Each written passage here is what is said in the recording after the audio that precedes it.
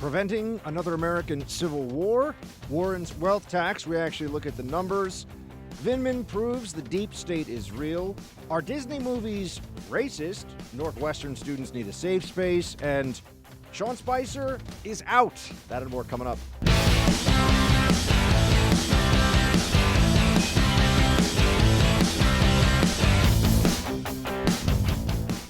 Welcome to the Buck Sexton Show, everybody. Thank you for being here. Very much appreciate your time. And we have some things to dive into today for sure. I want to start with this cover of The Atlantic. Now, The Atlantic has some good writing. It's a left-wing magazine, but there are good writers, very talented writers at The Atlantic, and they occasionally put out a worthwhile or provocative enough article that I want to talk about it on the show.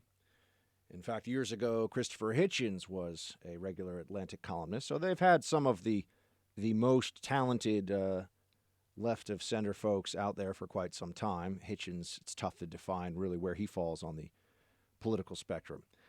But the cover tells you exactly where they're taking this issue, how to stop a civil war. And the main article in it, which I read this morning, goes into the specifics of whether or not, or rather why this country seems to be coming apart, what the causes of that fracture are, and then where this could lead. So effectively, this is the Atlantic wargaming the politics of another civil war. That's what they're looking at. And this is one of the more elite journals of opinion out there. Now, I would note they use some statistics to back this up. The most interesting one was that about 35% of people, according to recent polling, would be upset if they had a child marry someone of a different political affiliation, which is somewhat stunning when you think about it, much higher than the numbers used to be, and in fact higher than the polls when it comes to whether somebody would be upset if they had a child marry outside their religion. So that begins to get at the question of whether Americans now are treating politics as perhaps a substitute for religion, politics not as a system for managing and dealing with conflicting ideas and interests, but politics as an existential fill-in, something that replaces the spiritual and celestial relationship that people have with whatever their religious affiliation may be. I won't get into the role of atheism and agnosticism in this current phenomenon right now. That would probably be a show in and of itself. But there's clearly a turn from traditional monotheisms toward something else. Climate change, obviously, I tell you, is a religious belief for people who think they are too smart for religion, and they are wrong. But also there's this demographic change that has been happening in the country. So you have a need for an existential belonging that seems to be filled by politics right now. And then you have this demographic reality that is shifting. I mean, America's ethnic composition due to immigration, the article goes into some detail to describe, has been transformed more rapidly in the last, let's call it 30 or 40 years than at any point in American history. And you also have an unprecedented surge in continuous immigration and large-scale illegal immigration, while you have the expansion of the federal government and the expansion of the welfare state. And now we have $23 trillion of debt piled up atop all of this. These are some combustible factors. Now, the narrative that you get from The Atlantic on this is that because the center-right has given way to the far right in the Trump era, that's essentially where the blame should lie. And this is the liberal version of why we may come apart as a country, why we could be heading to, if not a full-fledged civil war of violence against opposing factions within this country, which would be horrific and no human being on earth, and particularly no American, should ever wish for or think would be anything other than travesty, but perhaps political affiliations becoming so deeply ingrained in people's minds, and the possibility then of secession movements getting to be broader, and maybe you start to have groups that really do push for a kind of separation, which we think is unthinkable. Of course, that did lead to the Civil War in the middle of the 19th century, but we also were a political entity formed by breaking off from another one.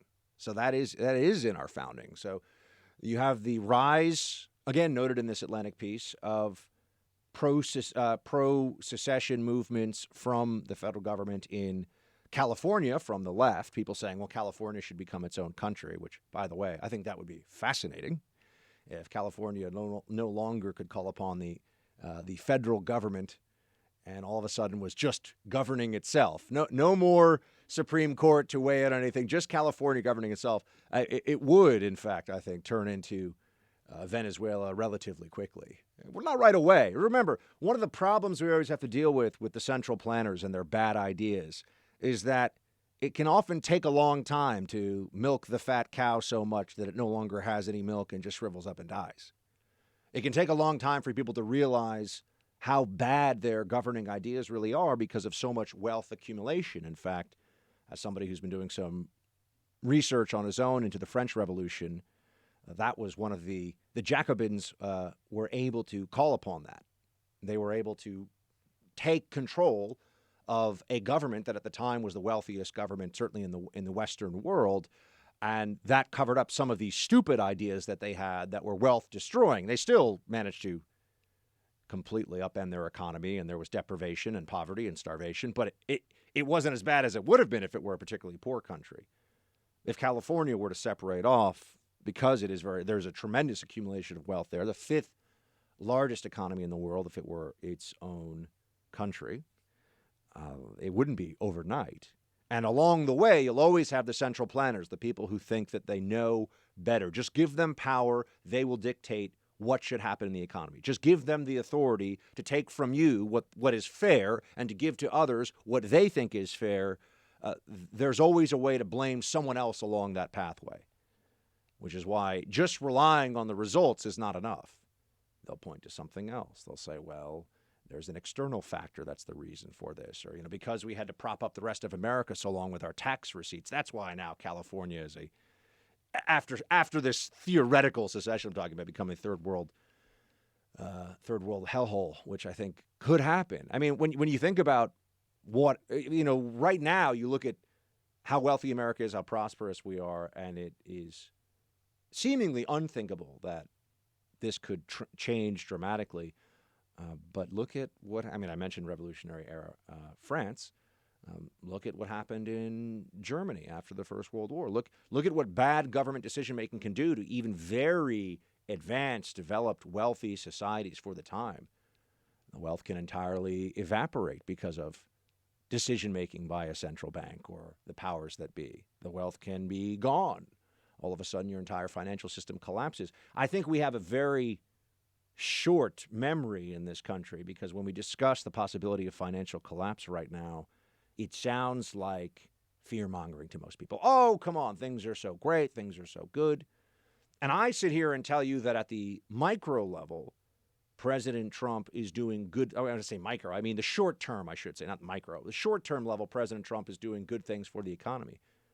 Structurally, though, we are heading to the edge of the waterfall, my friends. I mean, when you look at the $23 trillion in debt, the complete unwillingness of either side of the political spectrum to deal with obligations that cannot be paid. The only reason this can continue as it is because we are the world reserve currency and we can count on the international financial system, our dominance within the international financial system, to continue funding all of these things that we are doing. And remember, we're still running massive deficits year in and year out.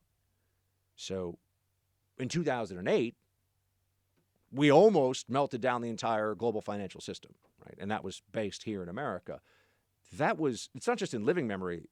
I remember it very clearly. That was not long ago. It was a decade ago. And that's not a fringe theory. That's what we were told by the people at the levers of power.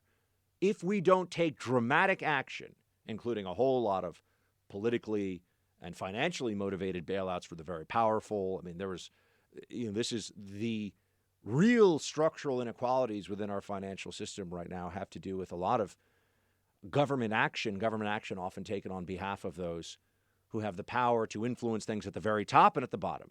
Pay people off for the welfare state so, the politicians can stay in power, and at the very top make sure that because of the way that we've got very, very low interest rates and people are pushing more and more money into investment vehicles because they're trying to just keep beyond the rate of inflation eating away at their dollars. If you have assets, you keep getting richer.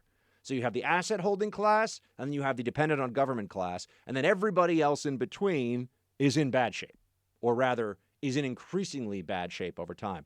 Look at how expensive healthcare is, how expensive college and universities are for people. The cost of owning a home in most people say, oh, well, the millennials and the Gen Z folks should just move to other parts of the country. Well, what if they can't get a job there?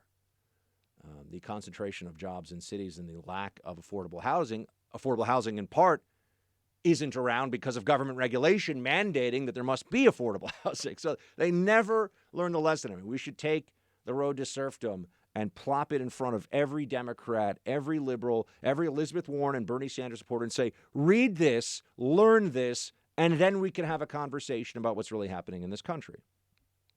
But instead, what we have is the Atlantic telling us that the real problem is essentially the rise of ethno-nationalism as the real basis of the Trump movement. Now, there's a lot of ways that you could look at the data from the 2016 election and say, hold on a second. So people that had voted Democrat and now switched and voted Trump, they all of a sudden became ethno-nationalists in Michigan, in Pennsylvania, in Florida, states that Trump won, states that Trump wasn't supposed to be, well, he wasn't supposed to be able to win much of anything, they thought, but states that we were told were almost certain to go for Hillary the Democrat, and that had gone for Barack Obama, the first African-American president.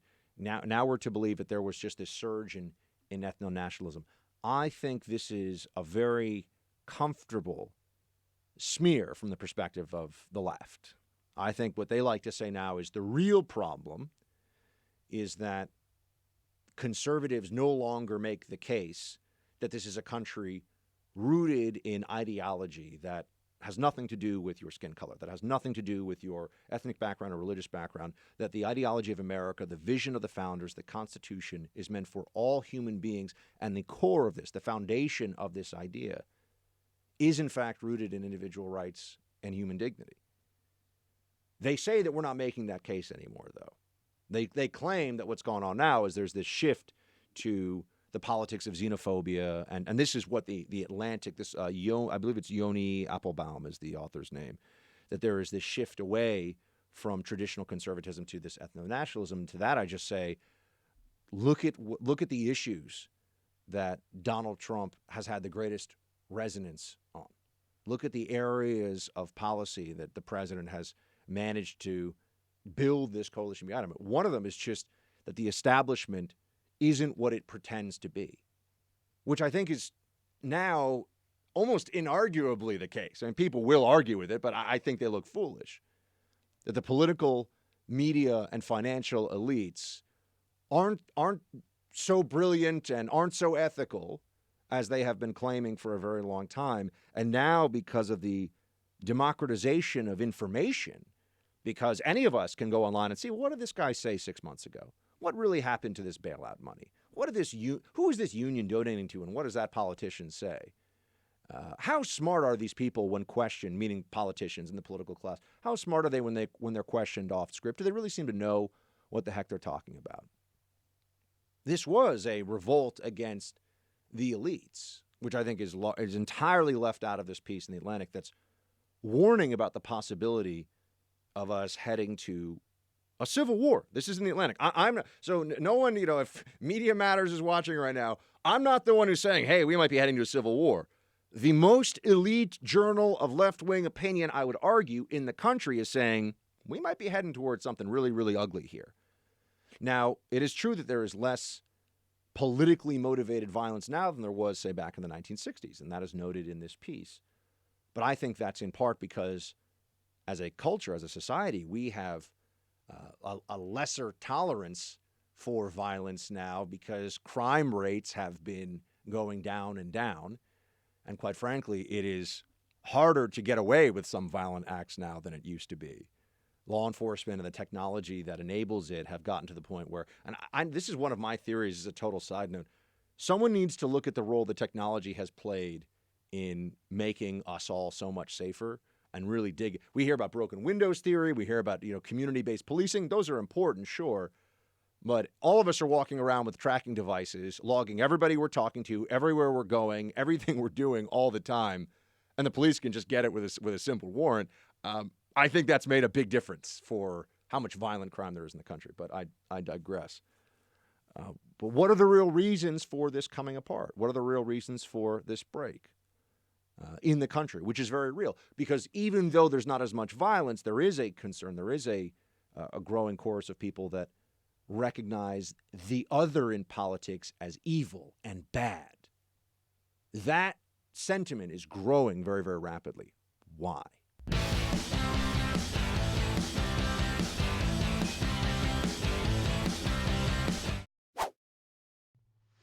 Well, here's one of the main theses from this piece in The Atlantic, How America Ends. This particular piece is called The Coming Civil War, is the overall magazine article. Here's what Applebaum writes. Democracy depends on the consent of the losers. For most of the 20th century, parties and candidates in the United States have competed in elections with the understanding that electoral defeats are neither permanent nor intolerable. The losers could accept the result, adjust their ideas and coalitions, and move on to fight in the next election. Ideas and policies would be contested, sometimes viciously, but however heated the rhetoric got, defeat was not generally equated with political annihilation. The stakes could feel high, but rarely existential. In recent years, however, beginning before the election of Donald Trump and accelerating, that has changed. Now, there's one bit of lack of self-awareness here that I think is pervasive on the left, that it's the conservatives, it's the right that will not accept election losses. Meanwhile, who didn't accept the 2000 election, Bush v. Gore? The left didn't accept that election because, of course, Al Gore lost. And who adamantly and maniacally insists that the 2016 election was illegitimate? The Democrats, the left. Who talks about remaking the electoral system, getting rid of the Electoral College, getting rid of the Supreme Court, getting rid of whatever institution stands in the way for their statist authoritarian power grabs? The left. And yet there is no citation of that anywhere in this piece.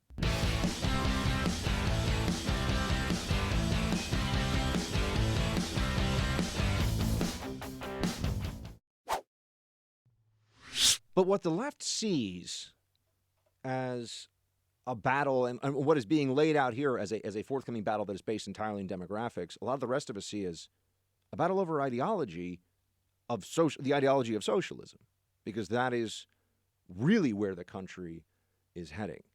And a lot of the identity politics, which are infused in the left's every policy decision, is now about what does this mean for people of this group? What does it mean for people of that group?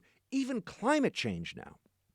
Climate change, which, don't even get me started on how absurd the whole thing is. I'll be here for hours. But climate change is now consistently talked about in the terms of what this will do for underprivileged minority communities, communities of color.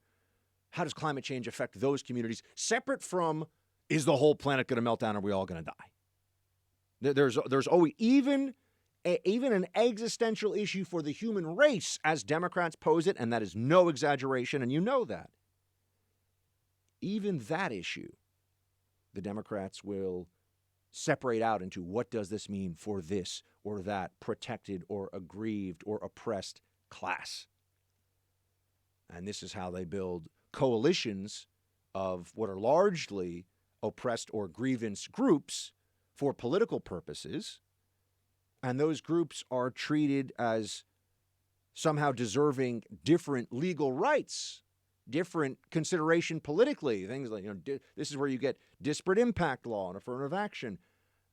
And that never factors into how the left views the fight over what this country is really about from the right's perspective, which is that every individual should be judged under the same laws. There should not be different laws based on skin color. There should not be different laws based on ethnicity or immigration status. National origin. Immigration status is a different thing. National origin or religious orientation or sexual orientation. Everybody should be under the same rules, under the same law. And once you chip away at that enough, it starts to feel like the country is really just a spoils system. And this is where I think the real danger lies. Conservatives, as much as the left likes to pretend, their favorite accusation is always of racism. I deal with conservatives all the time, professionally, personally. I'd say a majority of my close friends now are conservative, but certainly not a huge majority. Maybe it's 60-40 conservative to liberal of friends in my life. Every single conservative that I know would recoil at the notion that it matters how white the country is matters to them. What matters to them is this a great country that adheres to the values of the founding, of individual rights, limited government, constitutionalism, and the basic virtues that we've tried to instill as a culture and as a society for centuries now continue, including the right to choose your own destiny. I mean, the most important core freedoms. What do you do with yourself? What do you do with your property? What do you do with your family? It really does feel to the right, to conservatives like me, like freedom is under assault. And it is particularly galling. It is deeply agitating, unsettling, and just unfair that the response that the left has to our real concerns about the erosion of individual liberty is, well, that's just because you're being a bunch of white nationalist racists on the right.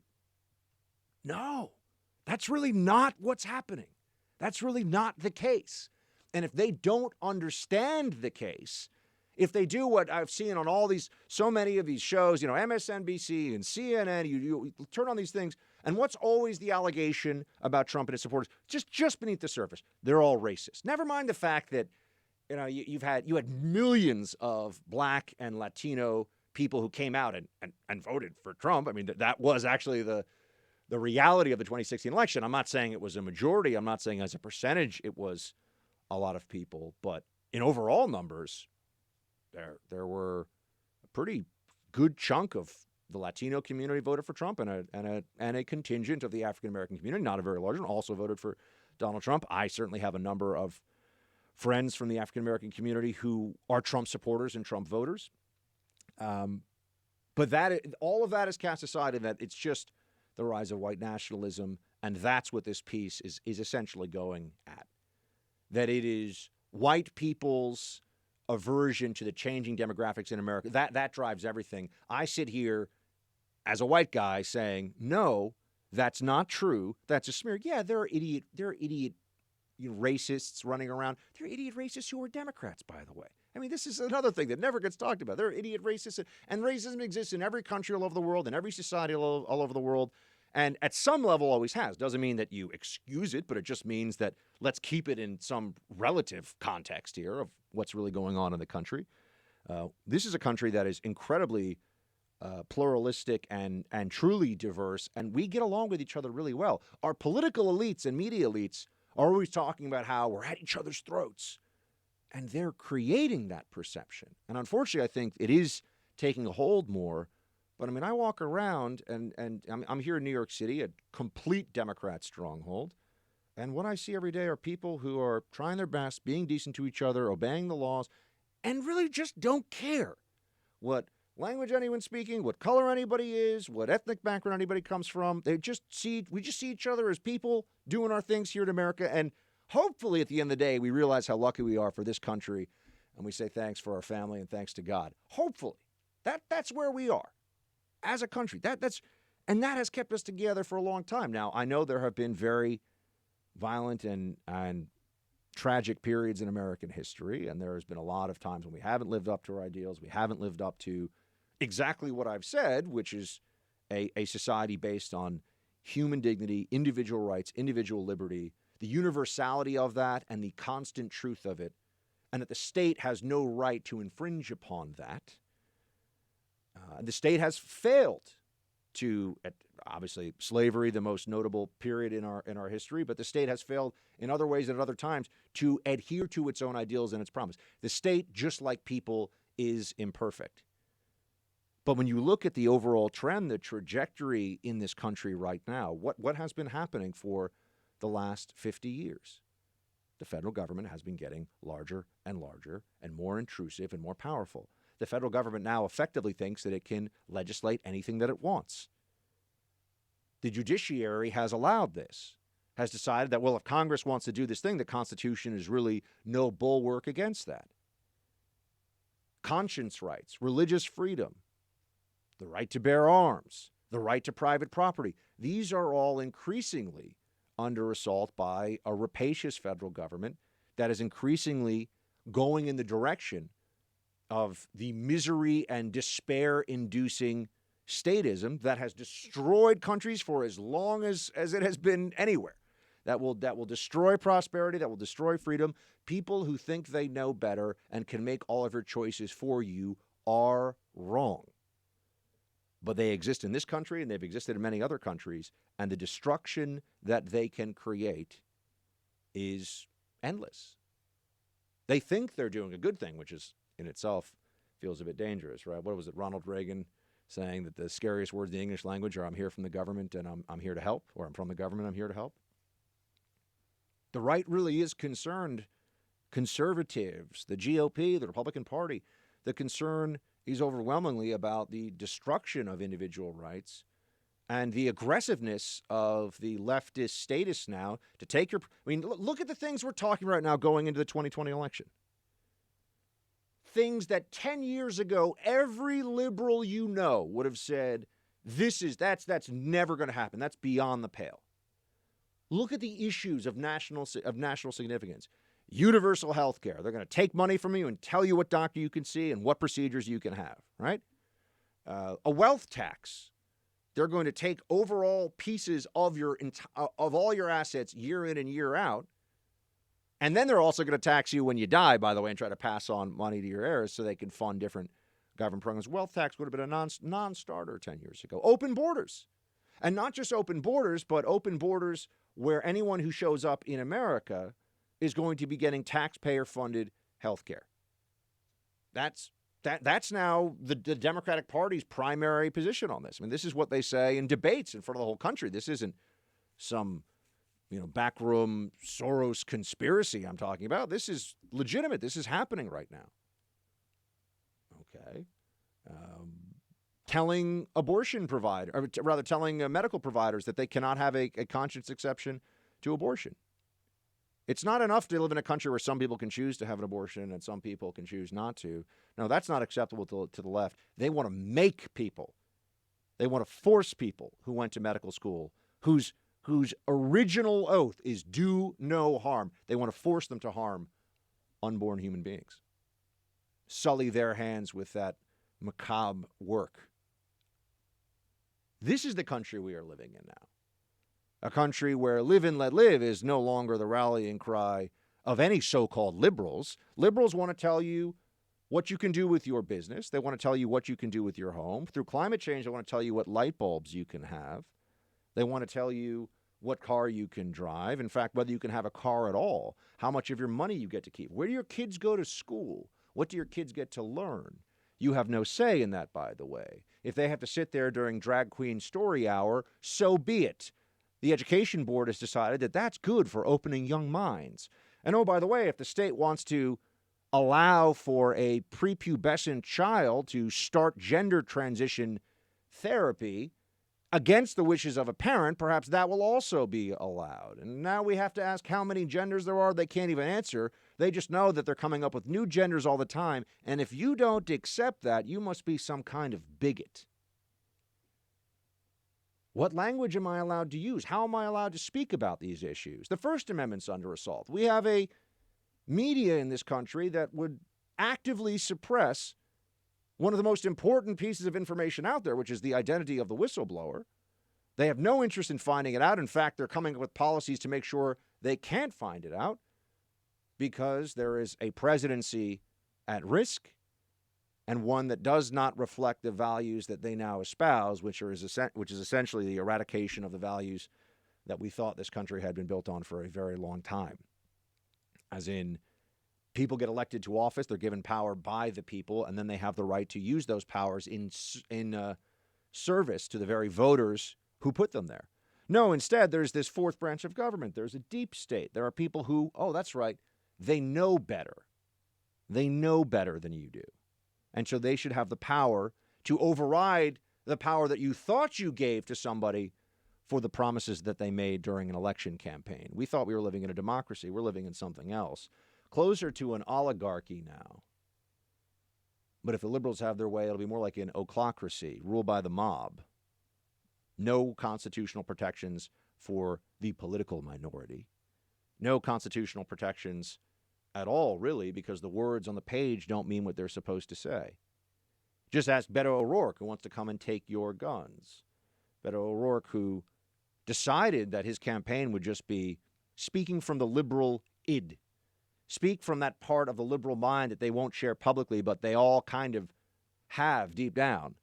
Didn't go well for him politically, but it's a taste of what's coming down the line. We know that that's what liberals would like to do. We know they would want to confiscate your firearms. We also know that they want to pass not just hate speech laws, but laws banning what they say is untruth. This is why they want YouTube and Facebook and these other vast social media empires to just bend a little bit to their side, because that's all that they need. We have elections that are determined by less than 1 percentage point of the overall vote. We have elections that are actually determined for whole states based on hundreds of votes. How much help do you think they have to get from social media companies before the Democrats all of a sudden rack up enough wins? And oh yes, by the way, their plan does involve creating a one-party state. They do want to get away from the balance of two parties giving alternate views of America and letting the American people choose. They want a permanent Democrat majority, and if that means bringing in people from the rest of the world to achieve that, Democrats are okay with that. They've said so explicitly. Now they pretend that they don't, because they don't want the American people to figure out what's really going on here. Hold on a second. How many naturalized citizens are voting in these elections? How much assimilation is really occurring in the rather short period of time in which we've had tens of millions of people coming into America? And what makes us believe that when we can't even agree, for those of us who work in politics all day long, we can't even agree what the most basic words of the Constitution says, we're going to bring people from all the rest of the world in here in enormous numbers, and then somehow find a way to see the Constitution or feel like we are equally bound by the Constitution, by the rules of the road for this polity, for this political union. I mean, these are the currents that I see that are troubling for how much longer this country is going to be able to keep it all together. I see a statist socialist assault on what is supposed to be an experiment in freedom and basic human rights and dignity enshrined in the Constitution. Life, liberty, and the pursuit of happiness. Not life and whatever Elizabeth Warren decides to give me other than that. Not life and Bernie Sanders, the leftovers once a rapacious federal government has gone through all of our stuff. You remember why the founders decided that enough was enough? Sure, they had some brilliant ideas and they wanted to create this experiment, this republic. But also, the King of England was taking a lot of their stuff. People get upset with this because, remember, stuff is bought with money. Money is bought with time. Time is a part of your life. And taking time from your life under the threat of violence, which is what taxation is, by the way, that can unnerve people. That can upset people when it gets to be too much. Do we think that we're getting close to that point? A lot of promises being made to people, very little that seems to be holding us together these days. Do I think we're heading for a civil war? No. Do I think we're heading for something very ugly? Yes, I do.